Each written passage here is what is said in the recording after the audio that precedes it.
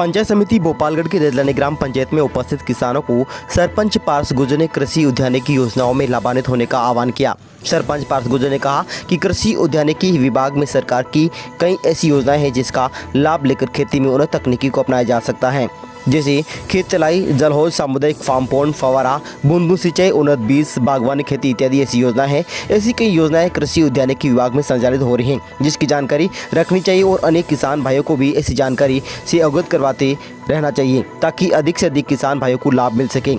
गुर्जर ने कहा कि आधुनिक खेती में आधुनिक संसाधनों का उपयोग भी होना बहुत जरूरी है। ऐसी योजनाओं का लाभ लेकर उत्पादन लक्ष्य को प्राप्त कर सकते हैं। ऐसे मौके पर कृषि पर्यवेक्षक रफीक अहमद कुरैशी ने बताया कि विभिन्न योजनाओं में ऑनलाइन आवेदन कर लाभान्वित किया जा सकता है। प्रधानमंत्री कृषि सिंचाई योजना में सूक्ष्म सिंचाई संयंत्र हेतु 15 अगस्त 2021 तक आवेदन कर खेती जल बचत संसाधनों को महत्व दें। सरपंच पार्थ गुर्जर ने बताया कि रेजलानी में किसान गोष्ठी का आयोजन कर सरकार की विभिन्न योजनाओं की जानकारी ग्रामवासियों को देने की मंशा है।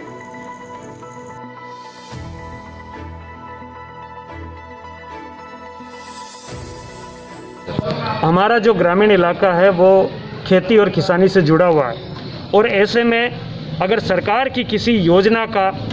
फ़ायदा किसान को हम नहीं दिला पाए तो मैं समझता हूँ कि हमारा जनप्रतिनिधि होना बेईमानी सा लगता है। और जब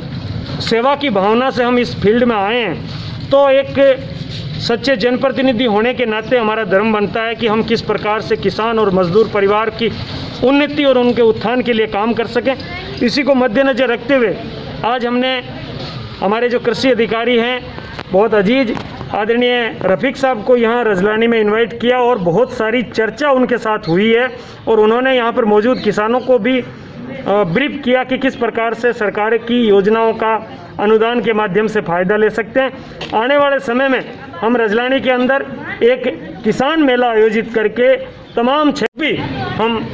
आपको इनवाइट करें, तब आप गांव में आयोजित किसान मेला या किसान सम्मेलन में पधार करके सरकार की योजनाओं की न केवल जानकारी लें बल्कि उनको और धरातल पे उतार करके सरकार का पैसा और हमारा फ़ायदा किस प्रकार से हो सके इसको लेकर के काम करने की ज़रूरत है। और इसी को लेकर के हम पूरे सजग हैं और आने वाले समय में किसानों के